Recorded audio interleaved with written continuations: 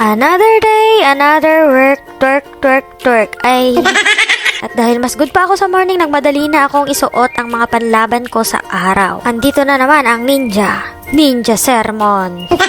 At dahil malapit na ang service, ayan, magmamadali na akong lumabas. Dala ko ang aking baon. Dahil hindi ko alam ang unahin ko, magtitipid ba o magdadiet.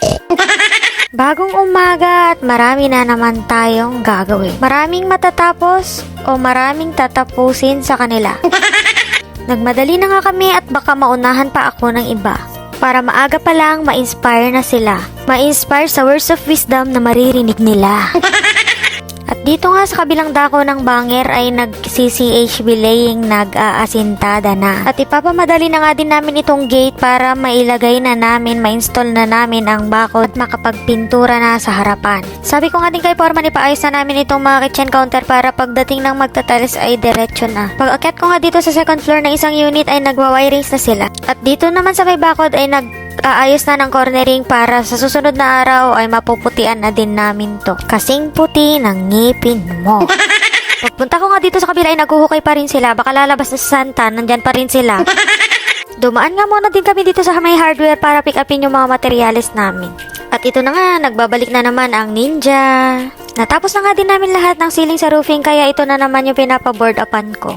Natapos na nga din kami kumain at nakalimutan ko mag-video dahil gutom na ako. Alauna na nga at magtutulbox na naman kami. At maya-maya pa ay bumuhos na ang malakas na ulan. Sa pagtakbo ng oras, unti-unting kumupas. At biglang ako natawa at nilamig ako kasing cold niya. Oh my God! At dahil nga umulan na ay nagumawa na lang muna ako ng report ko. Everyday report, everyday okay. Huh? Pagkatila nga ng ulan ay lumabas agad ako. Tapos na din itong pinaframingan at magbo-board up na. Nakailang patong na nga din itong nag-aasinta dito sa may gate. Kung bibilangin nyo ay 1, 2, 3, 5, 9, 10. Pagsilip ko nga dito sa kabilang banger ay pinapalitadahan na din itong kitchen counter kagaya nung sa kabila. At sabi ko nga kung gaano kakinis ang mukha dapat ganun din kakinis ang gawa. Niloloko ko nga sila at sabi ko mukhang talo na ang mga senior citizen. Talo na sa pabilisan. At pagtingin ko dito sa kalangitan ay ang daming ibon. Wala na nga na naman ako magawa at nangialam na naman ako. At sabi ko nga sa kanila ako gagawa at papakitaan ko sila ng konting bilis. Bilib na naman sila sa akin at nakatingin sila nanonood. Sabi ko nga sa kanila wag nila akong panoorin at baka malaglag ang mga mata nila. Tinatawanan nga nila ako at baka sa susunod daw ay nagmamasilya na din ako. Niloloko nga nila ako at maganda daw na exercise to para daw matunaw yung mga taba ko. Kunwari pa sila, idol na naman nila ako.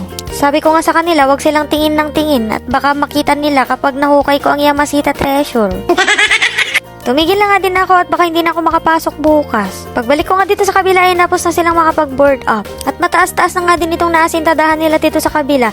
Sabi ko nga kay Jinko magdamit siya kasi baka habulin siya ng aso. Bago ko nga sila iwanan ay sabi ko magpipicture sila ng accomplishment nila before and after. Lumalakas na nga din yung ulan kaya sabi ko magpapatid na ako. At baha na naman dito sa labas, swimming pool na naman. Yun lang, bye!